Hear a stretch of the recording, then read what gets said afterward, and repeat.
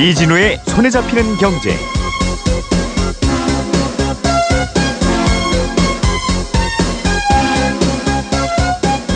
안녕하십니까, 이진우입니다.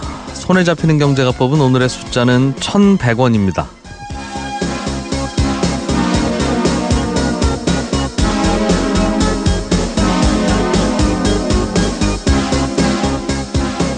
세계에서 가장 많이 널리 사용되는 돈, 기축통화라고 불리는 돈은 미국 돈 달러입니다. 달러 다음으로 인기가 있고 널리 사용되는 돈은 유로존 국가들이 쓰는 유로고요. 그 다음이 일본 돈 엔, 영국 돈 파운드, 그리고 스위스의 스위스 프랑 이 순서입니다.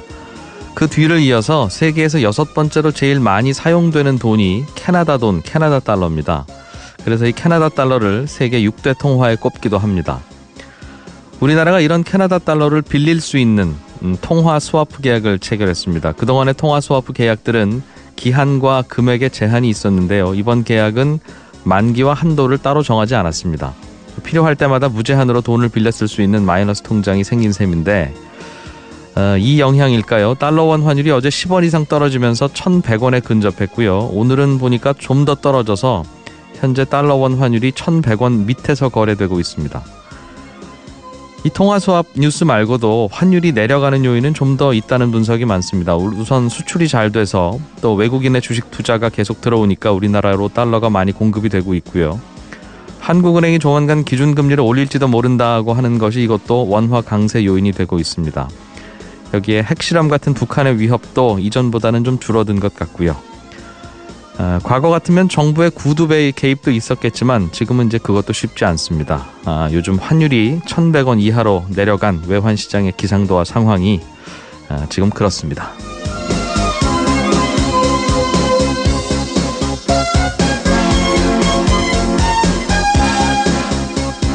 환율 이야기는 잠시 후 뉴스 따라잡기 시간에 조금만 더 자세하게 얘기해 보겠고요.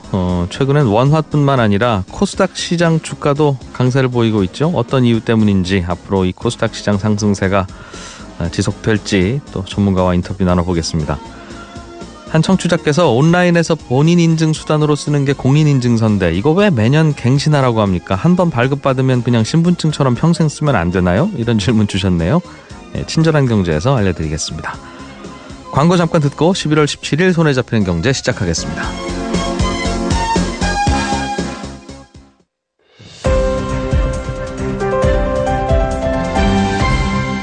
이진우의 손에 잡히는 경제. 네, 눈에 띄는 경제 뉴스들 살펴보겠습니다. 한국경제TV 김치영 기자를 오늘은 전화로 연결했습니다. 안녕하십니까? 네, 안녕하세요. 어디 계시길래 오늘은 스튜디오로 못 나오셨습니까? 제가 어제 부산에 내려왔습니다. 거래소 행사가 있었어요. 출장 가셨군요. 알겠습니다. 예. 달러원 환율이 1,100원대 아래로 내려갔는데 이게 꽤 외환시장에서도 화제가 되는 모양입니다. 예, 그렇습니다. 어제 이제 거의 1년 2개월 만에 환율이 최저치로 원달러 환율이 내려갔습니다. 그 얘기는 원화 가치가 크게 올랐다라는 얘기가 되는데요. 예. 1,100원 선이 어제 장중에 잠깐 깨졌고요. 마감 가격은 어제 1,101.3원으로 어제 마감을 했습니다. 그래서 이게 거의 1년 2개월 만에 가장 낮은 수치인데 지금 오늘 아침에도 지금 원화 강세가 더 나오고 있거든요. 예. 지금 현재 한 5분 정도 차이는 있지만 지금 환율이 1,094원의 원달러 환율이 지금 거래되고 있거든요. 예. 어제보다도 지금 7원 40전이 지금 떨어져 있는 상황이니까 원화 강세가 굉장히 강하게 나타나고 있다라는 것이고요. 이렇게 원화 강세가 나타나는 것도 뭐 중요하지만 더 중요한 것은 지금 어제 오늘 이 낙폭이 좀 크다는 점이에요. 네. 그러니까 이게 환율이 갑작스럽게 이 변동폭이 커지면 그게 더 걱정인데 어제 오늘 굉장히 강하게 원화 강세가 나오고 있다는 점이 사실 조금 우려스럽다. 뭐 이렇게 얘기를 하고 있는데요. 이유는 뭐라고 파악하고 있습니까? 시장에서는? 크게 두 가지인 것 같습니다. 첫 번째는 원화의 가치는 그대로 있는데 달러가 갑자기 약세를 보이는 것이죠. 달러 값이 값어치가 좀 떨어지고 있다는 것인데 이게 유럽 시장에 영향이 좀 있는 것 같습니다. 유럽이 지금 경기 회복세가 강하게 나타나고 있다라고 알려지면서 네. 유럽 외환 시장 쪽에서 이 시장 참여자들이 유로화를 막 사들이고 있어요. 그렇다 보니까 유로화의 값어치가 좀 올라가고요. 상대적으로 달러의 값어치가 떨어졌거든요. 그렇다 보니 글로벌 시장 전체에서 다른 화폐들에 대비해서 달러의 값어치가 떨어지니까 상대적으로 우리 원화 가치가 올라가고 있는 모습이 좀 나타나고요. 그 말은 우리나라 외환 시장뿐만 아니라 일본 시장 외환 시장에서도 엔화가 강세일 거고 한국 외환 시장에서도 원화가 강세일 거고 예, 그렇습니다. 유럽에서도 유로화가 강세일 거고 달러 전 값은 세계적으로 떨어지고 좀 있다. 그런 모습이 나타나고 있는 것이고요. 예. 두 번째는 어제 이제 더 강하게 원화 강세가 나타난 이유는 캐나다하고 우리나라하고 통화 스와프 계약을 체결을 했지 않습니까? 예. 이게 좀 영향을 미친 것으로 분석이 되는데요. 이 캐나다하고 우리하고 통화 스와프 계약을 한 게 그 만기도 없고 그다음에 한도도 없는 그러니까 무제한 통화 스와프라고 지금 얘기를 하고 있는데 네. 어떻게 보면 의미가 있는 이 통화 스와프 계약이 체결되면서 우리나라 어떤 외환 보유고라든지 이런 데에 대한 걱정이 좀 덜어졌다. 이 부분이 또 원화의 강세를 나타내는 요인이 됐고요. 네. 그리고 지금 수출 잘 되고 있고 그다음에 주식시장이 계속 강세를 보이면서 외국인 자금이 또 국내로 많이 들어오거든요. 이런 네. 것들이 복합적으로 작용한 게 어제 오늘 지금 원화값이 값어치가 오르고 있는, 그러니까 환율은 떨어지는 이런 현상이 나타나고 있는. 전반적으로 우리나라 경제 상황에 대한 좋은 이야기들이 많이 들리면 말씀하신 대로 원화 값이 올라가는 거죠. 달러 값은 내려가고 그렇습니다. 그런 네네. 현상이 벌어지고 있다는 건데 통화 스와프 말씀 주셨으니까 캐나다하고 예. 우리나라하고 통화 스와프 한다는 건 서로 위험한 일 있으면 서로 자기 나라 돈을 빌려주자는 뜻 아니겠습니까? 네, 맞습니다. 그런데 항상 우리가 선진국들이랑 통화 스왑 계약을 할 때마다 저 친구들이야 우리나라 돈 원화가 별로 필요 없을 텐데 위기 상황에서 네. 우리 원화 가져봐야 뭐 하겠어요. 근데 결국은 또 이제 우리 좋자고 한 계약 같기는 해요. 다른 예. 반대국부가 있으니까 그쪽도 하겠습니다만. 네. 그런데 이렇게 무제한으로 한도 설정도 안 하고 하면 우리가 정말 많이 달라고 하면 어떡하려고 그럽니까? 캐나다는? 사실 이제 상황에 따라서 얼마를 우리가 요청할지는 모르겠지만 이게 네. 어떻게 보면 보험 성격이지 않습니까? 그래서 국가 간의 어떤 신뢰라든지 앞으로 경제 분야에서의 서로의 교역이나 이런 부분이 더 확대될 수 있는 계기가 되는 것이거든요. 네.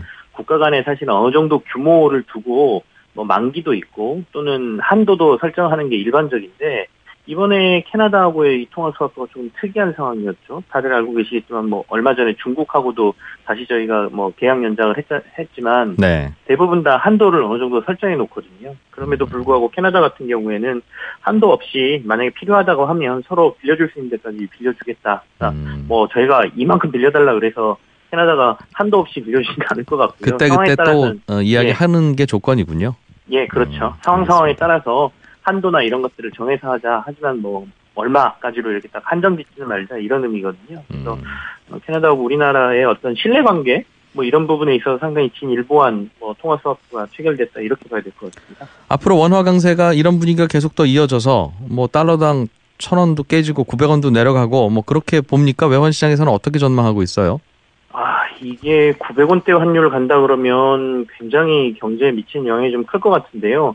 어쨌든 간에 당분간 원화 강세가 좀 나올 것 같다라는 거는 그 일반적인 견해인 것 같습니다. 예. 아무래도 앞서도 말씀드렸지만 그 경제 상황 특히 수출 부분이 좀 좋은 상황이기 때문에 계속해서 달러가 국내로 들어올 가능성이 높죠. 그러면 경상수지 흑자가 좀 많이 나올 테고요. 외환보유고는 올라가는 상황이 좀 일어날 것 같고요. 네. 주식시장 전망도 내년 상반기까지는 계속해서 좋을 거다라고 지금 얘기가 되고 있거든요. 그렇다면 외국인들의 투자자도 빠져나가는 것보다는 들어올 가능성이 좀 높다라고 봐야 될 것 같고요. 예. 그렇게 본다라고 하면 환율 강세 요인이 더 많다라고 지금 판단을 하고 있거든요. 여기에 또 하나는 보통은 이렇게 갑작스럽게 환율이 많이 움직이고 원화 강세가 나타날 때 보통은 이제 당국이 개입한다 이런 얘기를 하는데요. 네. 구두상으로라도 환율 변동이 좀 심각하니 뭐 예의주시하고 있습니다. 뭐 이런 말을 한다든지 아니면 실제로 우리가 가지고 있는 외환보유고에서 달러를 좀 내놓으면서 처리를 한다든지 이런 식으로 해서 환율을 조금 방어하는 모습들을 보여주는데요. 이번에 지금 정부의 움직임이 거의 없습니다. 외환당국의 움직임이 거의 없거든요. 그래서 이걸 시장에서 어떻게 해석하고 있냐면 정부가 좀 방관하고 있는 것 같다. 이유가 이렇게 원화 강세가 나타나면 사실 수출은 좀 불리하지만 내수의 입장에서는 조금 유리하거든요. 수입해다 물건 사서 쓰면 그게 싸게 느껴지니까 좋다는 뜻입니까? 예, 그렇죠. 그리고 외국 물건 같은 거 수입해다 팔아도 아무래도 이익적인 부분이나 이런 부분에서 좀 낮고요. 네. 그래서 내수 회복을 위해서 약간 원화의 강세를 그냥 좀 용인하는 것 아니냐 이런 전망도 지금 같이 나오고 있는 상황입니다. 계속 이렇게 원화가 강세가 돼서 문제라면 이제 우리나라 달러가 밖으로 좀 빠져나갈 방법도 생각을 해야 이제 균형이 맞을 텐데 예. 특별히 그런 게 쉽지는 않겠습니다. 석유값이 많이 올라서 석유로 사오는데 달러를 많이 쓴다든가, 우리나라 투자자들이 외국 해외 주식에 투자를 갑자기 많이 한다든가. 그게 이제 사실은 이럴 때 나오는 게 보통은 해외 투자 상품에 대한 비과세라든지 이런 것들이 가끔 발표가 되긴 하는데요. 네. 지금 현재 연말까지 해외 주식 투자에 대한 비과세는 이미 시행 중이거든요. 그래서 알겠습니다. 새롭게 내놓을 만한 것들은 그렇게 많지 않은 것 같은데, 일단은 지금 아까도 말씀드렸지만 외환 당국은 좀 이렇게 지켜보고 있는 상황이지, 네. 개입한다는 의사라든지 이런 것들을 얘기하고 있지는 않은 상황입니다. 우리나라의 비트코인 거래소가 전 세계에서 제일 규모도 크고 활발하다고 하니, 네. 중국이나 일본이나 해외에 있는 비트코인 소유자들이 우리나라 와서 팔아서 네네. 그 원화를 이제 받아서 달러를 바꿔서 갖고 나가면 그게 네. 환율에 영향을 좀 주긴 하겠네요. 거꾸로 이제 그건 우리가 수출하고 반대 방향일 테니까. 예, 이제 워낙 지금 가상화폐 시장이 너무 뜨거워서 예. 사실은 우리나라에서 이렇게 거래 많이 되는 것도, 그리고 아직은 그 당국이나 그 정식적인 화폐로서 인정도 지금 못 받고 있는 상태잖아요. 이제 위험성 있는 시장이기 때문에 그것도 좀 이렇게 양성화시키자, 거기서 어떻게 하자라는 제안을 내놓기도 좀 어려운 상황이거든요. 예. 지진 피해와 관련해서 금융 지원책을 정부가 좀 내놓은 것 같은데요. 예. 주로 어떤 내용들 언급됐습니까? 일단 오늘 오전에 그 행정안전부 쪽에서요, 그 지진 대처 상황 4차 브리핑이 있었습니다. 여기에서 앞으로 그 포항 시내에 있는 수능 시험장에 대한 2차 검사를 다 실시했다는 내용부터 시작해서 피해 상황과 관련된 얘기들이 쭉 발표가 됐는데요. 조금 주목할 만한 것은 정부가 이제 어느 정도 여진이 지금 한 50차례 정도 발생을 했거든요. 네. 근데 점차 줄어들 것으로 보여서 주민 피해 지원하고 복구 작업을 이제 서두르겠다라는 발표가 있었습니다. 그래서 일단은 알고 계시겠지만 전체적으로 재난지역으로 지금 선포하겠다라고 정부가 빨리 특별재난지역으로 선포하겠다라는 것을 추진하고 있고요. 이 특별재난지역으로 이제 선포가 되면 여러 가지 복구와 관련된 것들이 지자체 여러 가지가 지원이 되고요.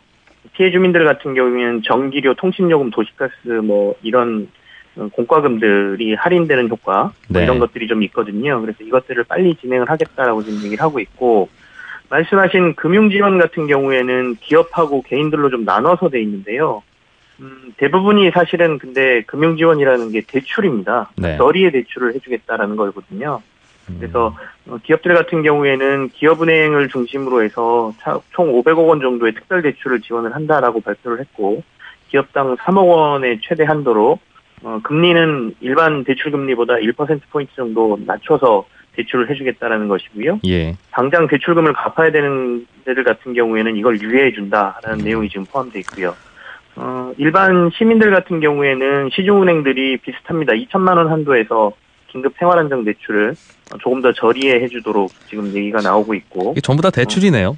그렇죠. 그리고 금융회사들이 공짜로 돈을 줄 수는 없겠습니다만. 예. 이제 특별 재난구역이 선포되고 그러면 일부 지원금 같은 게 나오긴 할 텐데 아직까지는 이런 대출 관련이고, 다만 이제 갚아야 되시는 분들 있잖아요. 네. 돈을 갚아야 되시는 분들은 한 6개월 정도 유예를 해주고, 알겠습니다. 그리고 특히 카드값 같은 경우에도 한 6개월 뒤에부터 앞으로 갚을 수 있도록 하겠다, 이런 지원책들이 대부분입니다. 네. 실손보험이라고 병원 가면 병원비 꽤 많이 냈을 때 그거 차액을 보험회사에서 보험금으로 주는, 우리 많이 가입한 보험이 있는데, 네. 이게 개인적으로도 실손보험에 가입했는데 직장을 입사하거나 혹은 옮기고 나니까 그 직장에서도 실손보험을 단체로 가입해서 우리 직원들은 병원 가서 병원비 많이 쓰면 다 보험으로 처리합니다 하는 그런 사내복지제도가 있는 회사들이 꽤 있다 하더군요. 예, 그렇습니다. 그러면 그 개인의 입장에서 보면, 아니 개인적으로 가입한 것도 있고 직장에서 해주는 것도 있고, 그러면 이중 지출인데 그렇다고 병원비 2만 원 썼다고 4만 원 주는 건 아니니까. 그렇죠. 애매한 상황이었는데 이게 좀 개선되는 모양입니다. 어떻게 바뀌어요? 예, 그렇습니다. 금융당국에서 이 직장 실손보험, 그러니까 상해보험이라고도 얘기하는데요. 직장 실손보험하고 개인 실손보험이 겹칠 경우에는 이걸 잠시 중단했다가 회사를 그만둘 때 네. 다시 개인보험으로 전환할 수 있는 방법을 하나 먼저 내놨고요. 그리고 나중에 아예 이제 가입을 중단했다가 회사에 네. 실손보험이 있다라고 하면 나중에 추가로 가입할 때도 큰 무리 없이 가입할 수 있게 하는 방법을 지금 추진하겠다라고 발표를 했습니다. 잠깐 정지시킬 수 있다는군요. 보험료 안 내더라도 유지되게? 예. 일단 회사에서 저희가 대부분 이 단체 상해보험은 실손보험으로 가입돼 있기 때문에 예. 거의 동일한 효과를 볼 수가 있거든요. 그래서 지금은 회사하고 개인이 같이 실손보험을 가입하고 있다라고 하면 말씀하신 대로 중복 가입인데다가 그런데 그냥 해지할 수 예. 없었던 게 지금 해지하고 나서 나 퇴사 이후에 한 60세쯤 돼서 그때 새로 가입하려고 하면 뭐 예. 이런저런 병 많이 생겼다고 가입 안 받아주니까 그게 이제 두려우니까 계속 해약은 못하고 그죠. 갖고 있었던 해약은 건데 못했던 것이죠. 근데 일단 이제 정지시킬 수 있는 거군요. 그러니까. 예, 정지도 시킬 수 있고 해약을 했다가 다시 가입할 때도 앞서 말씀하신 것처럼 직장 실손보험에 이제 옵션을 넣어서 네.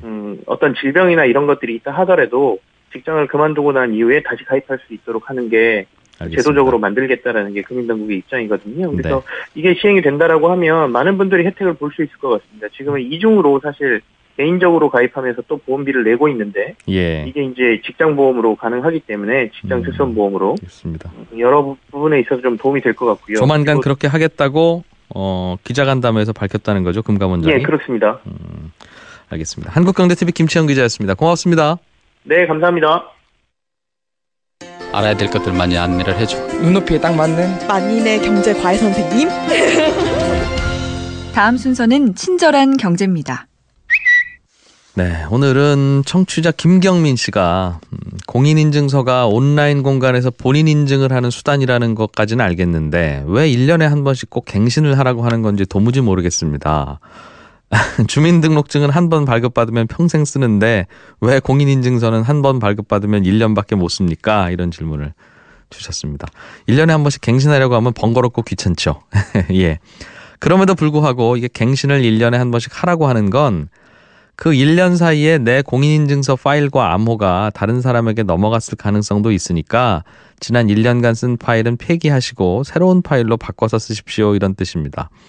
주민등록증은 내가 발급받아서 쓰다가 분실이나 도난을 당하면 지갑에 주민등록증이 없네 이러면서 바로 알 수 있는데 공인인증서는 컴퓨터에 저장해 놓은 걸 누가 빼갔는지 그걸로 뭘 나쁜 짓을 하고 있는지 본인이 전혀 모르거든요.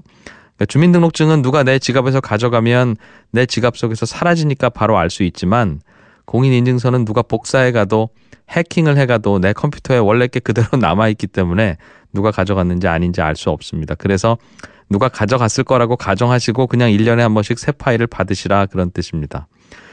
사실 누가 공인인증서 파일을 가져간다고 해도 이게 신분증처럼 바로바로 쓸 수 있는 건 아닙니다. 우리도 친구 신분증을 잠깐 갖게 됐다고 해서 내가 그 친구 행세를 바로 할 수는 없잖아요. 뭐 사진도 바꿔야 되고 좀 복잡한데 실제로 조작을 하려면.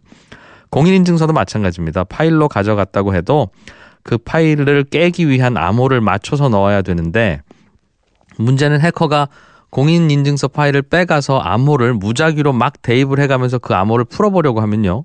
한 1년 정도 시도하면 풀리기도 한답니다. 그러니까 내가 평소에 쓰는 그 암호 그거 맞춘다는 게 아니라 해킹을 계속 시도하다 보면 내가 개인적으로 쓰는 암호 말고 다른 암호로도 풀리는 그 뒷문을 발견한다는 뜻인데 그래서 1년에 한 번씩은 바꾸십시오. 그런 개념입니다.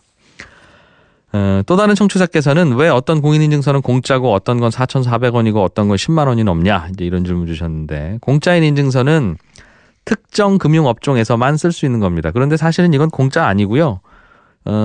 증권사나 은행이 그 돈을 부담하는 겁니다. 그래서 소비자한테는 돈을 따로 안 받으니까 공짜처럼 느껴지지만 원리도 똑같은 거라서 공짜가 아닙니다. 10만 원 넘는 인증서는 왜 비싸냐? 이건 법인용 인증서인데 이거 발급받으려면 공인인증서 회사 직원이 그 회사 찾아가서 이런저런 서류를 확인하고 이제 이런 일을 해야 됩니다. 그래서 인건비가 좀 들어서 그래서 비싸다 이런 설명입니다. 친절한 경제였습니다.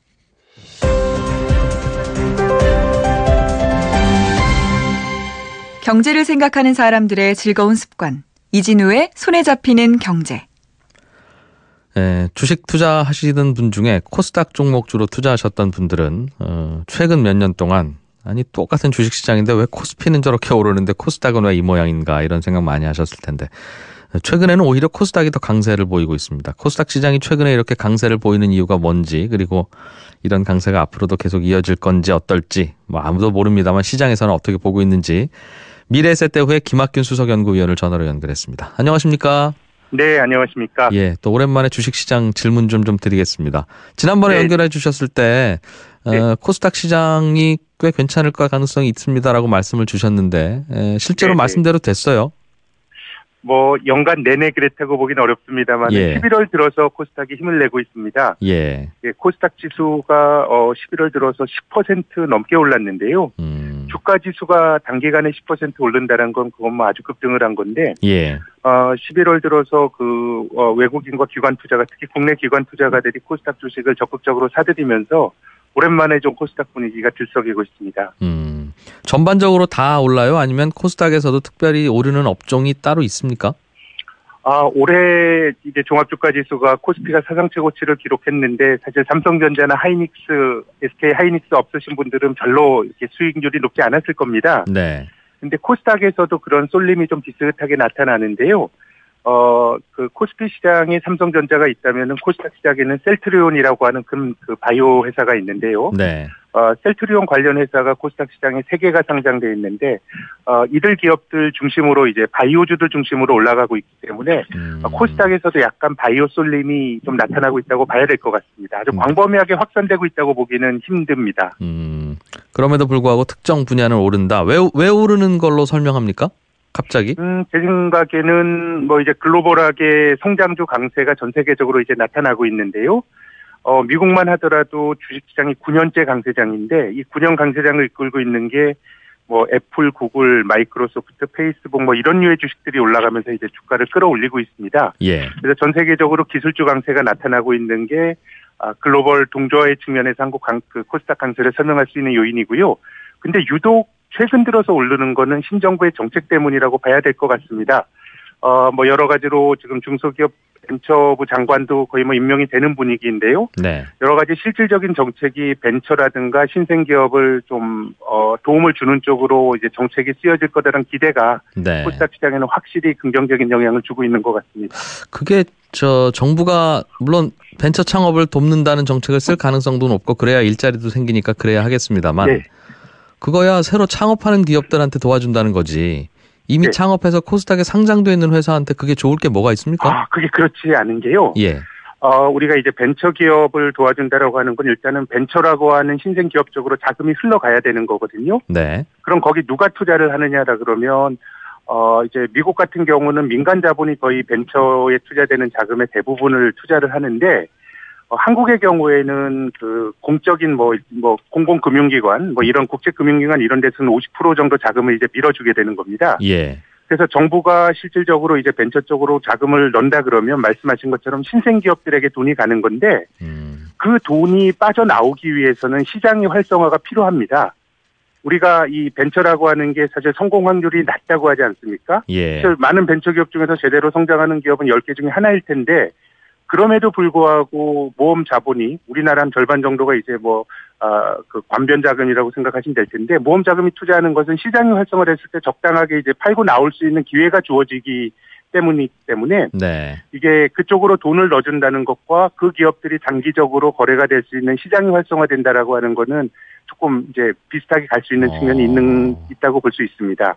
그러니까 정부가 그냥 창업한 기업들한테 돈 얼마씩 드립니다 하는 거야 그냥 줘도 되는데 실제로 정부 돈만 가는 게 아니라 민간 돈도 벤처로 가야 되는 것이고 민간 돈은 강제로 가라고 할 수 없으니 코스닥 시장이 일단 뜨거워져야 내가 투자한 그렇죠. 회사가 나중에 상장되면 이렇게 돈 많이 벌겠구나라는 그런 생각을 해야만 그쪽으로 돈이 간다는 의미예요? 네, 그게 절대적으로 중요한 겁니다. 그 과정에서 사실 버블도 생기는 것이고요. 네. 어떻게 보면 99년, 2000년도에 IT 버블이 있었습니다. 닷컴 버블이라고 하죠. 예. 그때 IT 기업들을 샀던 사람들은 아마도 이런 생각했을 겁니다. 한 10년 지나면 우리가 편지도 손편지 안 쓰고 이메일로 쓰고 그리고 그 전자상거래도 쇼핑도 컴퓨터에서 하는 세상을 꿈꿨을 텐데 지금 그 세상이 열렸거든요. 네. 그 판단은 맞았지만 99년, 2000년도에 코스닥과 나스닥에 있었던 기업들을 닷컴 기업들 태반은 이미 망해버렸고요. 지금 이 생태계를 장악한 것은 미국은 구글이고 한국은 네이버인데 구글과 네이버는 99년, 2000년도에 아예 상장도 안 됐던 회사입니다. 네. 그러니까 제가 드리고 싶은 말씀은 어떻게 보면 그 신산업이 성장하는데 버블은 필요악이라고 생각하는 게 일단 특정 산업으로 돈이 가고 안 망할 기업으로 정확히 가면 좋겠지만 사람들은 그걸 알 수가 없기 때문에 네. 광범위하게 돈이 가고 시장이 활성화되면서 모험 자본이 빠져나오고 또 그 과정에서 버블이 터지면서 또 손해보는 사람이 나오겠지만 살아남은 한두 개 기업이 이제 생태계를 바꾸는 거라 그러면은 네. 결국은 자금의 투입과 시장의 활성화라고 하는 것은 불가분의 관계에 있다고 저는 생각을 합니다. 알겠어요. 그러니까 뭐 정부도 벤처 활성화 차원에서도 스타트업 활성화 차원에서도 코스닥 시장이 뜨거워지는 걸 바랄 것이다라는 거는 이해가 됐습니다. 네. 정부가 바라니까 그럼 먼저 뜨거워져 주는 겁니까? 그런 측면도 확실히 있는 게 앞서 말씀드린 것처럼 뭔가 정부가 한국의 정책을 쓸 거라고 보는 거군요. 알겠습니다. 돈을 실제로 보낼 수 있는 권한을 이제 사실 정부가 가지고 있는 측면이 있고요. 또 과거에도 그 정권이 처음에 이제 취임했을 때 그 정권이 믿었던 어떤 경제 정책과 관련된 종목들은 대부분 좋았습니다. 김대중 정권 때도 비슷하게 이제 코스닥 육성한다 그러면 코스닥 광풍이 불었었고요. 네. 과거 노태우 정권 때는 200만 호 주택 건설한다 그러면서 분당 일산을 지을 때 건설주가 좋았는데 지금은 가장 힘 있는 정부의 정책 방향이 이런 쪽이라 그러면 지나고 나서 또 버블이 생기고 또 꺼질지 모르겠습니다만은 그런 기대감으로 지금 시장이 반응하는 것은 전 나름 합리적인 반응이라고 알겠습니다. 생각을 합니다. 예. 그렇다면 뭐 IT 업종도 있고 많을 텐데 코스닥에서 왜 바이오 의학 업종이 먼저 움직인다고 판단하고 있습니까? 그것은 여러 가지 신기술 업종 중에서 장기적으로 주식을 가져가는데 한국에 어떤 기업이 될 거냐라고 했을 때 그래도 그 기술이 실질적인 수익으로 이어질 수 있는 확률이 가장 높은 게 아직까지는 바이오라고 하는 좀 인식이 있는 것 같고요. 네. 바이오와 더불어서 최근에 게임 주식도 괜찮은데 뭐 이런 것들이 막연한 기대가 아니라 실제로 돈을 벌 수 있는 그런 그 가능성과 좀 맞닿아 있기 때문에 바이오 게임주들이 좀 많이 오르는 것 같습니다. 알겠습니다. 코스닥이 요즘 많이 오르는 이유 중에 하나가 앞으로 연기금이 코스닥 투자를 늘릴 것 같아서라는 이유도 있다고 설명을 하고 있습니다. 이것도 뭐 정부 정책과 좀 이제 맞닿아 있다고 생각이 되는데요. 지금은 연기금이 투자 안 하고 있어요? 어떤 상황입니까? 못했던 건 아닌데 상대적으로 코스닥은 거대 투자자가 투자하기는 굉장히 작은 시장이었습니다. 코스닥 시장의 시가총액은 지금 한 270조밖에 안 되거든요. 코스피 시장이 1,600조 정도가 되고 코스닥 전체 합쳐봐야 삼성전자 한 종목 시가총액에도 이제 못 미칩니다. 굉장히 작은 시장이었기 때문에 연기금이 외면한 측면이 있는데 지금은 뭐 벤처 활성화나 이런 맥락에서 연기금도 코스닥 쪽을 좀 공격적 이제 편입을 하겠다라는 의사를 밝히고 있고요. 앞서 말씀드린 것처럼 코스닥 시장은 시장의 규모가 작기 때문에 상대적으로 작은 자금이 들어와도 주가는 좀 탄력적으로 오를 수 있는 구조인 거거든요. 그래서 뭐 연기금이 11월 들어서 코스닥 시장에서 2천억 원 정도를 사고 있는데 같은 돈을 사더라도 규모가 적기 때문에 많이 오른다 주가가 이거죠? 받는 그런 탄성은 조금 더 크게 나타나는 것 같습니다. 연기금의 코스닥 투자 비중을 10%대까지 올릴 거라는 이야기도 뉴스에 들리던데 지금은 몇 퍼센트나 되고 10% 정도 올리려면 돈으로는 얼마나 더 사야 되는 겁니까? 예, 이건 뭐 너무도 많은 가정이 들어가기 때문에 뭐 단정적으로 말씀드리긴 어렵습니다만은 뭐 증권업계의 대체적인 분석은 한 10조 원에서 15조 원 정도가 신규로 더 유입될 수 있을 거라는 기대가 있습니다. 10조 원 정도. 지금 11월 들어서 얼마나 더 샀다고 하셨죠? 연기금이 코스닥 종목들을? 2천억 원 정도 샀습니다. 2천억 샀는데 이 정도 올랐는데 10조 원이 더 들어오면 글쎄요. 그렇죠. 상당히 큰 효과는 클 수 있겠죠. 알겠습니다. 그럼 말씀하신 그런저런 이유로 앞으로 코스닥 시장이 계속 오를 가능성이 더 높다고 시장에서 보고 있어요? 네, 저는 뭐 이제 시작이니까요. 종합주가지수는 그 사상 최고치를 경신하고 있지만 코스닥은 최근에 많이 올라서 2015년 여름 정도 주가를 지금 회복한 수준이거든요. 그래서 뭐 더 오를 수 있다라고 뭐 이제 그런 낙관론이 많고 저도 뭐 그렇게 생각합니다만은 아까 말씀드린 것처럼 저는 성장주 투자는 게임이라고 생각하셔야 됩니다. 이 회사를 평생 장기 투자해서 이 회사가 안 망하고 갈 거냐라 그러면 뭐 확률이 높은 그건 벤처가 아닌 거거든요.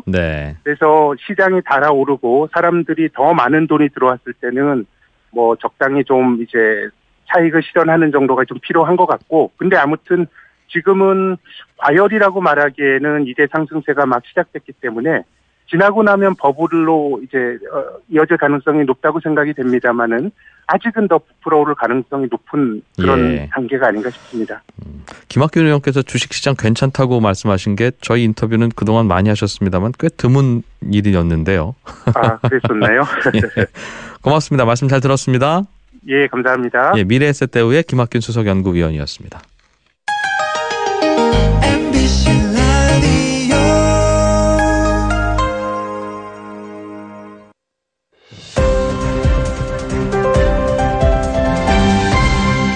이진우의 손에 잡히는 경제. 경제 분야의 옛날 이야기 들어보는 시간입니다. 오늘도 박연미 경제 칼럼니스트 나오셨어요. 어서 오십시오. 안녕하세요. 네, 오늘은 또 어떤 주제 갖고 오셨어요? 제가 지금 무엇을 설명하는지 한번 맞춰보세요.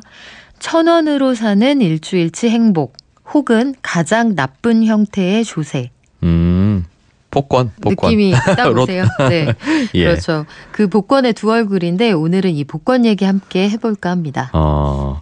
로또라고 해서 숫자를 우리가 적어 넣는 복권이 처음 나왔을 때 네. 그때 참 인기를 끌었던 기억이 있어요. 과거의 굉장했죠. 복권은 우리가 번호를 고를 수는 없었잖아요. 그렇죠. 예. 그런데 실제로 내가 번호를 집어넣을 수 있다는 건 책임감이 더 커지지 않아요? 그렇기도 그래서? 하고 네. 아니 그 과거에는 꿈에서 조상님이 나타나서 번호를 가르쳐 주기를 또 하는데 네. 가르쳐 주면 뭐합니까? 그 번호 어디서 파는지 알 수 없는데. 그렇죠. 근데 로또는 그게 가능해서 꽤 인기를 끌었던 기억이 나는데 요즘도 잘 팔린다면서요? 요즘도 인기가 굉장합니다. 올해도 상반기에만 복권 판매액이 2조 469억 원이었는데 여기에서 대부분의 매출이 로또를 통해 발생을 했어요. 네. 그리고 복권 판매액 증가율도 경제 성장률의 3배를 넘었습니다. 종전 최고치가 작년 상반기 판매액이었는데 그때 1조 8,900억 원어치가 팔렸거든요. 그러니까 1년 새 신장률이 8.2%에 이릅니다. 이게 경기 좋으니까 복권도 잘 팔리는구나 이게 아니잖아요. 그렇죠. 심란해서 사는 거죠, 사실은. 네. 그래서 저도 가끔 사는데 사고 나면 뭐 산 이유가 있으니까 네. 기분은 이거 좋다고 해야 되나 나쁘다고 해야 되나. 연락이 계속 되는 걸 보니 당첨은 안 되신 것 같아요. 예.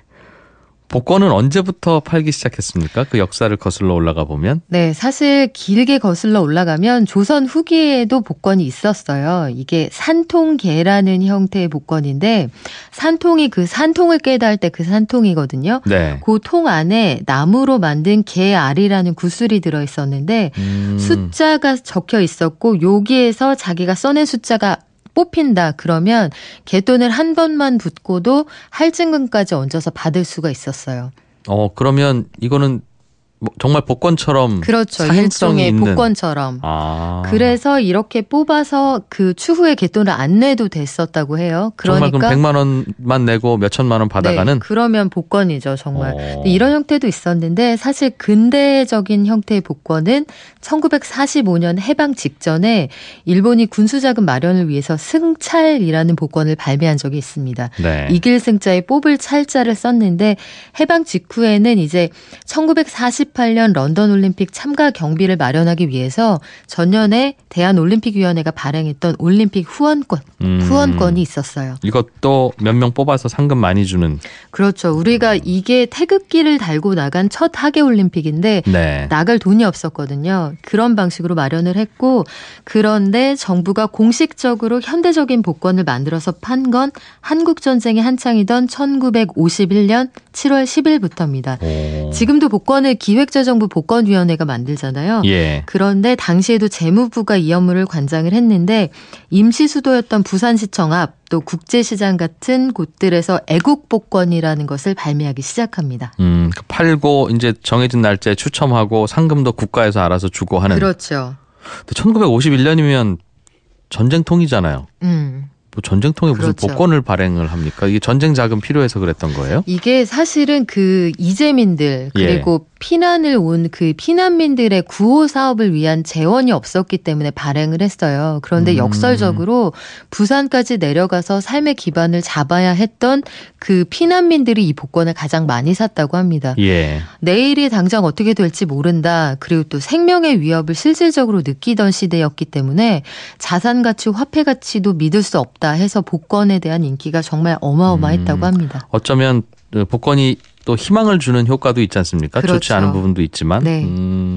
그게 영향을 줬을 수도 있겠네요. 네. 전쟁통에 여러 가지 힘들 때. 추첨은 그럼 어떻게 했습니까? 지금은 추첨하면 TV 중계를 했을 텐데 그때는 TV는 없었을 테니. 복권이 두 종류로 발행이 됐거든요. 네. 그 자리에서 그 바로 당첨 여부를 알 수 있는 개봉식 200원짜리가 있었고요. 예. 추첨을 하는 액면가 500원짜리가 있었는데 이 추첨식 복권의 추첨이 팔고 나서 석 달이 지난 다음에 이루어졌어요. 아, 석 달 동안 그럼 네. 희망을 갖는 그냥 거예요? 정말 숨 넘어가는 거죠. 당최 언제 추첨을 하는 거야 해서 요즘처럼 미디어나 통신이 발달한 때가 아니었기 때문에 네. 1등에 당첨이 되고도 그걸 모르고 지나가는 아니, 분들도 정말 있었다고 그러겠습니다. 해요. 석 달 전에 복권 선거 까맣게 잊을 수도 그렇죠. 있지요. 그리고 이때는 하루 벌어서 하루 먹던 시절이라 실제로 52년 3회 애국복권 1등 당첨자가 네. 발표하고 일주일이 지나도록 자기가 당첨된 걸 모르고 있다가 뒤늦게 은행으로 달려갔다. 이게 신문 기사에 그 당시 신문에 네, 뭐 분수대 이런 코너에 실려 있습니다. 잘 찾았네요. 그래도 일주일이면 다행이죠. 잊어버리면 까맣게 잊을 텐데. 그렇죠. 뭐 하시던 분이었답니까? 그것까지는 제가 알아보지 못했습니다. 네. 예. 요즘은 1등 당첨되면 뭐 어떻게 알고 이런저런 곳에서 전화도 오고 그런다면서요? 그렇죠. 그런데 당시에는 더 그랬던 모양이에요. 왜냐하면 고액에 당첨이 되면 이름, 나이, 집 주소까지 신문에 실었어요. 이때는. 네. 가능하면 사진도 구해서 실었다고 하는데 언론들이 당시에는 사건 기사에서 사망자 사진부터 구하는 게 관행이었으니까 네. 어떤 분위기였는지 짐작이 됩니다. 당첨자 얼굴 사진이 신문에 나왔다. 심지어 집 주소까지. 어디 사는 아무개. 네. 그러니까 뭐 어마어마했죠. 주변에서 사업 한번 해보지 않겠니? 좋은 일 좀 해보지 않겠니? 해서 예. 당첨이 정말 행운이냐 아니면 이게 엄청난 압박이냐 이런 얘기들도 많았습니다. 요즘에는 어렵지만 그 당시에는 맞아요. 기자들이 무슨 사건 벌어지고 나면 네. 우리 연차 어린 기자들은 그냥 그 피해자든 가해자든 집에 가서 훔쳐오는 일도 사실 다반사였는데 경찰들이 많이 봐줬다고 해요. 네. 그러니까 앨범 좀 잠깐 봅시다. 뭐 그러면 기자라고 하면 잘 또 안 보여주니까 네. 경찰입니다. 그래서 앨범 좀 보자고. 아유 요즘 같으면 큰일 납니다. 그러면 옛날 네. 사진 싹 가져와서 했다는 무용담도 많이 들었는데 그 당시에는 당첨자들도 이렇게 신문에 따로 났군요. 애국복권이었어요. 이때 복권 이름이. 네. 언제까지 발행됐습니까? 요즘엔 안 나오던데. 이게 1950년대 중반부터 인기가 조금씩 사그라드는데 찬물을 확 끼얹은 사건이 하나 벌어집니다. 초창기의 발행 업무는 현재의 산업은행인 칙산은행이 담당을 했었는데 네. 후기로 넘어가면서 지금은 사라진 조흥은행이 이 업무를 담당을 하거든요. 그런데 조흥은행의 직원들이 당첨 복권 1000장을 빼돌리는 사건이 벌어져요. 네. 이게 사회적으로 굉장히 큰 무리를 일으키면서 조선일보가 1957년 6월 17일에 이 소식을 전합니다. 또 닷새 뒤에는 경향신문이 정부가 조흥은행의 전면 감사에 들어갔다 이런 내용이 실려 있거든요. 예. 이게 일면 기사인데요. 그날 신문을 보면서도 이 와중에 참 이 어수선한 상황 속에서 그 아래에 있는 광고도 참 눈에 들어오더라고요. 약간 57년 신문을 박연미 기자는 직접 보세요? 거기 옛날 신문 보기에 서비스가 돼요. 그래요? 포털에서 보면 이 난리통에도 그 아래에는 중구 북창동에서 대입 입시 강좌가 개강합니다. 이런 광고가 또 실려 있습니다. 이런 식으로 아주 어수선하던 사회상에서 애국복권은 결국 1957년 8월 22일에 발행이 중지가 됩니다. 이게 얼마나 큰 뉴스였는지 조간들이 모두 일제히 일면에 이 뉴스를 타전합니다. 그 이후에 이제 주택복권 추첨하던 건 저 어릴 때 기억이 나는데 네. 동그란 판 돌리고 화살 쏘든 드라마를 통해서도 많이 알려져 있는 내용이죠. 예, 그게 이제 그 뒤에 한 10년쯤 후에 다시 태어나기 시작했군요. 네. 복권 이야기 재밌게 들어봤습니다. 뭐 좀 느끼셨어요? 복권 이야기 찾아보면서? 많이 팔렸는데 왜 마음이 가난할까 이런 고민이 좀 되기도 하더라고요. 날씨가 차가워서 그런가요? 네. 박연미 경제 칼럼니스트였습니다. 고맙습니다. 고맙습니다. 말씀 잘 들었습니다. 예, 손에 잡히는 경제는 여기까지고요. MBC 팝업도 끝났는데 손에 잡히는 경제 주말 방송은 언제부터 시작하냐 궁금해하시는 분들 계신데 이번 주 주말만 쉬고 다음 주부터는 주말 방송 시작할 예정입니다. 그때부터는 365일 하루도 빠지지 않는 손에 잡히는 경제 시작합니다. 이진우였습니다. 들어주신 여러분 고맙습니다.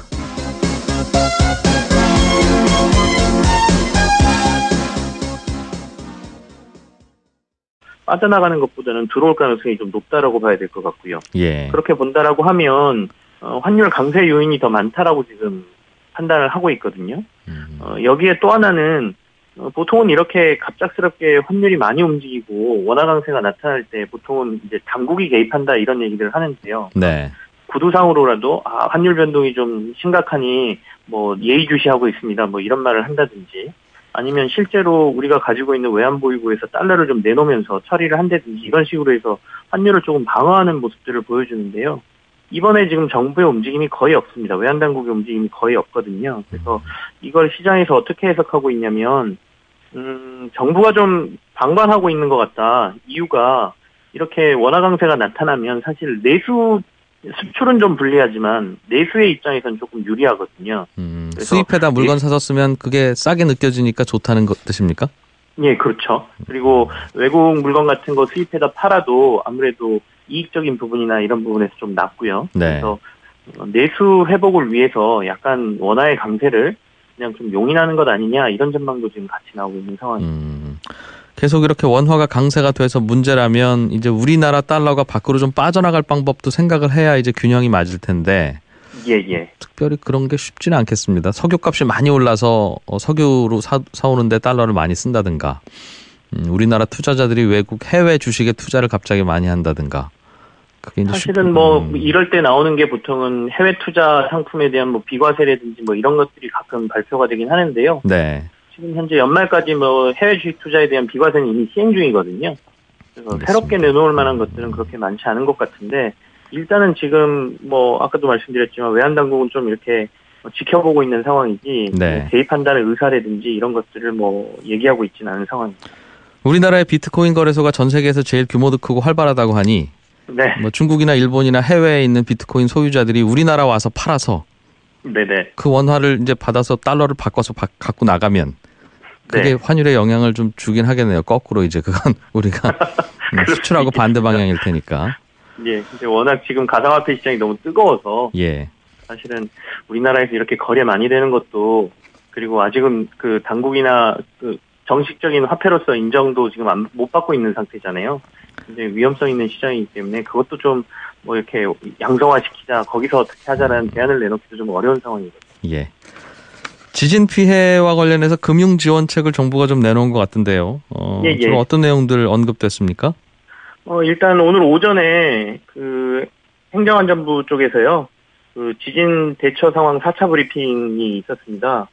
여기에서 앞으로 그 포항 시내에 있는 수능 시험장에 대한 2차 검사를 다 실시했다는 내용부터 시작해서 피해 상황과 관련된 얘기들이 쭉 발표가 됐는데요. 조금 주목할 만한 것은 정부가 이제 어느 정도 여진이 지금 한 50차례 정도 발생을 했거든요. 네. 근데 점차 줄어들 것으로 보여서 주민 피해 지원하고 복구 작업을 이제 서두르겠다라는 발표가 있었습니다. 그래서 일단은 알고 계시겠지만 전체적으로 재난지역으로 지금 선포하겠다라고 정부가 빨리 특별재난지역으로 선포하겠다라는 것을 추진하고 있고요. 이 특별재난지역으로 이제 선포가 되면 여러 가지 복구와 관련된 것들이 지자체 여러 가지가 지원이 되고요. 피해 주민들 같은 경우에는 전기료, 통신요금, 도시가스 이런 공과금들이 할인되는 효과 네. 이런 것들이 좀 있거든요. 그래서 이것들을 빨리 진행을 하겠다라고 지금 얘기를 하고 있고 말씀하신 금융지원 같은 경우에는 기업하고 개인들로 좀 나눠서 돼 있는데요. 대부분이 사실은 근데 금융지원이라는 게 대출입니다. 네. 저리의 대출을 해주겠다라는 거거든요. 그래서 기업들 같은 경우에는 기업은행을 중심으로 해서 총 500억 원 정도의 특별 대출을 지원을 한다라고 발표를 했고 기업당 3억 원의 최대 한도로 금리는 일반 대출 금리보다 1%포인트 정도 낮춰서 대출을 해주겠다라는 것이고요. 예. 당장 대출금을 갚아야 되는 데들 같은 경우에는 이걸 유예해준다라는 내용이 지금 포함되어 있고요. 일반 시민들 같은 경우에는 시중은행들이 비슷합니다. 2천만 원 한도에서 긴급 생활안정 대출을 조금 더 저리에 해주도록 지금 얘기가 나오고 있고. 이게 전부 다 대출이네요. 그렇죠. 그리고 금융회사들이 공짜로 돈을 줄 수는 없겠습니다만. 예. 이제 특별 재난구역이 선포되고 그러면 일부 지원금 같은 게 나오긴 할 텐데 아직까지는 이런 대출 관련이고 다만 이제 갚아야 되시는 분들 있잖아요. 네. 돈을 갚아야 되시는 분들은 한 6개월 정도 유예를 해주고 알겠습니다. 그리고 특히 카드값 같은 경우에도 한 6개월 뒤에부터 앞으로 갚을 수 있도록 하겠다 이런 지원책들이 대부분입니다. 네. 실손보험이라고 병원 가면 병원비 꽤 많이 냈을 때 그거 차액을 보험회사에서 보험금으로 주는 우리 많이 가입한 보험이 있는데 네. 이게 개인적으로도 실손보험에 가입했는데 직장을 입사하거나 혹은 옮기고 나니까 그 직장에서도 실손보험을 단체로 가입해서 우리 직원들은 병원 가서 병원비 많이 쓰면 다 보험으로 처리합니다 하는 그런 사내 복지제도가 있는 회사들이 꽤 있다 하더군요. 예, 그렇습니다. 그러면 그 개인의 입장에서 보면 아니 개인적으로 가입한 것도 있고 직장에서 해주는 것도 있고 그러면 이중 지출인데 그렇다고 병원비 2만 원 썼다고 4만 원 주는 건 아니니까 그렇죠. 애매한 상황이었는데 이게 좀 개선되는 모양입니다. 어떻게 바뀌어요? 예, 그렇습니다. 금융당국에서 이 직장 실손보험가 이진우의 손에 잡히는 경제. 네, 눈에 띄는 경제 뉴스들 살펴보겠습니다. 한국경제TV 김치영 기자를 오늘은 전화로 연결했습니다. 안녕하십니까? 네, 안녕하세요. 어디 계시길래 오늘은 스튜디오로 못 나오셨습니까? 제가 어제 부산에 내려왔습니다. 거래소 행사가 있었어요. 출장 가셨군요. 알겠습니다. 예. 달러 원 환율이 1,100원대 아래로 내려갔는데 이게 꽤 외환 시장에서도 화제가 되는 모양입니다. 예, 그렇습니다. 어제 이제 거의 1년 2개월 만에 환율이 최저치로 원달러 환율이 내려갔습니다. 그 얘기는 원화 가치가 크게 올랐다라는 얘기가 되는데요. 예. 1,100원 선이 어제 장중에 잠깐 깨졌고요. 마감 가격은 어제 1,101.3원으로 어제 마감을 했습니다. 그래서 이게 거의 1년 2개월 만에 가장 낮은 수치인데 지금 오늘 아침에도 지금 원화 강세가 더 나오고 있거든요. 예. 지금 현재 한 5분 정도 차이는 있지만 지금 환율이 1,094원의 원달러 환율이 지금 거래되고 있거든요. 예. 어제보다도 지금 7원 40전이 지금 떨어져 있는 상황이니까 원화 강세가 굉장히 강하게 나타나고 있다라는 것이고요. 이렇게 원화 강세가 나타나는 것도 뭐 중요하지만 더 중요한 것은 지금 어제 오늘 이 낙폭이 좀 크다는 점이에요. 네. 그러니까 이게 환율이 갑작스럽게 이 변동폭이 커지면 그게 더 걱정인데 어제 오늘 굉장히 강하게 원화 강세가 나오고 있다는 점이 사실 조금 우려스럽다 뭐 이렇게 얘기를 하고 있는데요. 이유는 뭐라고 파악하고 있습니까? 시장에서는? 크게 두 가지인 것 같습니다. 첫 번째는 원화의 가치는 그대로 있는데 달러가 갑자기 약세를 보이는 것이죠. 달러 값이 값어치가 좀 떨어지고 있다는 것인데 이게 유럽 시장에 영향이 좀 있는 것 같습니다. 유럽이 지금 경기 회복세가 강하게 나타나고 있다라고 알려지면서 네. 유럽 외환 시장 쪽에서 이 시장 참여자들이 유로화를 막 사들이고 있어요. 그렇다 보니까 유로화의 값어치가 좀 올라가고요. 상대적으로 달러의 값어치가 떨어졌거든요. 그렇다 보니 글로벌 시장 전체에서 다른 화폐들에 대비해서 달러의 값어치가 떨어지니까 상대적으로 우리 원화 가치가 올라가고 있는 모습이 좀 나타나고요. 그 말은 우리나라 외환 시장뿐만 아니라 일본 시장 외환 시장에서도 엔화가 강세일 거고 한국 외환 시장에서도 원화가 강세일 거고 예, 그렇습니다. 유럽에서도 유로화가 강세일 거고 달러 값이 전세계적으로 떨어지고 좀 있다. 그런 모습이 나타나고 있는 것이고요. 예. 두 번째는 어제 이제 더 강하게 원화 강세가 나타난 이유는 캐나다하고 우리나라하고 통화 스와프 계약을 체결을 했지 않습니까? 예. 이게 좀 영향을 미친 것으로 분석이 되는데요. 이 캐나다하고 우리하고 통화 스와프 계약을 한 게 그 만기도 없고 그다음에 한도도 없는 그러니까 무제한 통화 스와프라고 지금 얘기를 하고 있는데 네. 어떻게 보면 의미가 있는 이 통화 스와프 계약이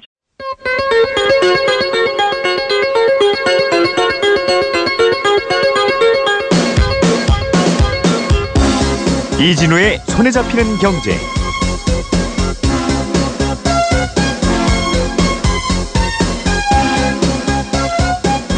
안녕하십니까, 이진우입니다.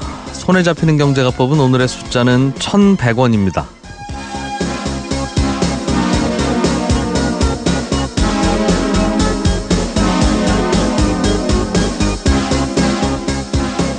세계에서 가장 많이 널리 사용되는 돈, 기축통화라고 불리는 돈은 미국 돈 달러입니다. 달러 다음으로 인기가 있고 널리 사용되는 돈은 유로존 국가들이 쓰는 유로고요. 그 다음이 일본 돈 엔, 영국 돈 파운드, 그리고 스위스의 스위스 프랑 이 순서입니다. 그 뒤를 이어서 세계에서 6번째로 제일 많이 사용되는 돈이 캐나다 돈, 캐나다 달러입니다. 그래서 이 캐나다 달러를 세계 6대 통화에 꼽기도 합니다. 우리나라가 이런 캐나다 달러를 빌릴 수 있는 통화 스와프 계약을 체결했습니다. 그동안의 통화 스와프 계약들은 기한과 금액에 제한이 있었는데요. 이번 계약은 만기와 한도를 따로 정하지 않았습니다. 필요할 때마다 무제한으로 돈을 빌려 쓸 수 있는 마이너스 통장이 생긴 셈인데 이 영향일까요? 달러원 환율이 어제 10원 이상 떨어지면서 1,100원에 근접했고요. 오늘은 보니까 좀 더 떨어져서 현재 달러원 환율이 1,100원 밑에서 거래되고 있습니다. 이 통화수합 뉴스 말고도 환율이 내려가는 요인은 좀 더 있다는 분석이 많습니다. 우선 수출이 잘 돼서 또 외국인의 주식 투자가 계속 들어오니까 우리나라로 달러가 많이 공급이 되고 있고요. 한국은행이 조만간 기준금리를 올릴지도 모른다고 하는 것이 이것도 원화 강세 요인이 되고 있습니다. 여기에 핵실험 같은 북한의 위협도 이전보다는 좀 줄어든 것 같고요. 과거 같으면 정부의 구두배 개입도 있었겠지만 지금은 이제 그것도 쉽지 않습니다. 요즘 환율이 1,100원 이하로 내려간 외환 시장의 기상도와 상황이 지금 그렇습니다.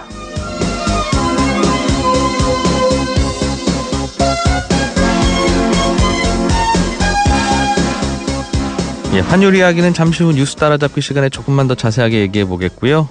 최근엔 원화뿐만 아니라 코스닥 시장 주가도 강세를 보이고 있죠. 어떤 이유 때문인지 앞으로 이 코스닥 시장 상승세가 지속될지 또 전문가와 인터뷰 나눠보겠습니다. 한 청취자께서 온라인에서 본인 인증 수단으로 쓰는 게 공인인증서인데 이거 왜 매년 갱신하라고 합니까? 한번 발급받으면 그냥 신분증처럼 평생 쓰면 안 되나요? 이런 질문 주셨네요. 예, 친절한 경제에서 알려드리겠습니다. 광고 잠깐 듣고 11월 17일 손에 잡히는 경제 시작하겠습니다.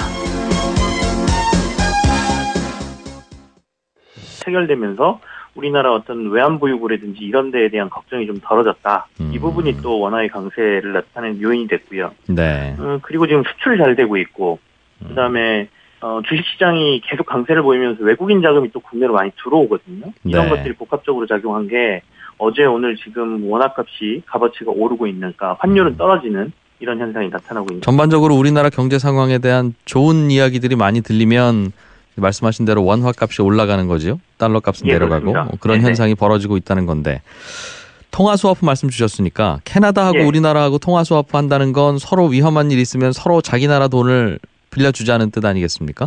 네, 맞습니다. 그런데 항상 우리가 선진국들이랑 통화스왑 계약을 할 때마다 저 친구들이야 우리나라 돈 원화가 별로 필요 없을 텐데 위기 상황에서 네. 우리 원화 가져봐야 뭐 하겠어요. 근데 결국은 또 이제 우리조차고 한 계약 같기는 해요. 다른 예. 반대국부가 있으니까 그쪽도 하겠습니다만. 네. 그런데 이렇게 무제한으로 한도 설정도 안 하고 하면 우리가 정말 많이 달라고 하면 어떡하려고 그럽니까? 캐나다는? 사실 이제 상황에 따라서 얼마를 우리가 요청할지는 모르겠지만 이게 네. 어떻게 보면 보험 성격이지 않습니까? 그래서 국가 간의 어떤 신뢰라든지 앞으로 경제 분야에서의 서로의 교역이나 이런 부분이 더 확대될 수 있는 계기가 되는 것이거든요. 네.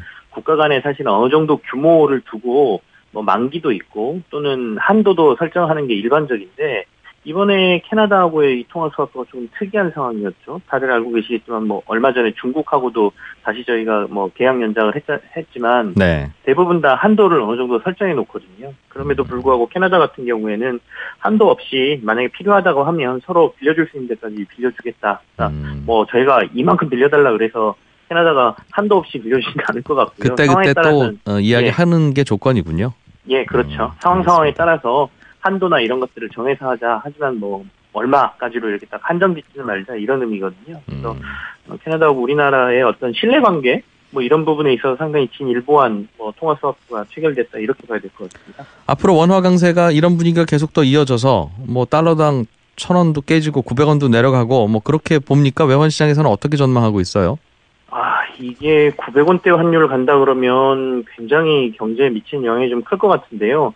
어쨌든 간에 당분간 원화 강세가 좀 나올 것 같다라는 거는 그 일반적인 견해인 것 같습니다. 예. 아무래도 앞서도 말씀드렸지만 그 경제 상황 특히 수출 부분이 좀 좋은 상황이기 때문에 계속해서 달러가 국내로 들어올 가능성이 높죠. 그러면 경상수지 흑자가 좀 많이 나올 테고요. 외환보유고는 올라가는 상황이 좀 일어날 것 같고요. 네. 주식시장 전망도 내년 상반기까지는 계속해서 좋을 거다라고 지금 얘기가 되고 있거든요. 그렇다면 외국인들의 투자자도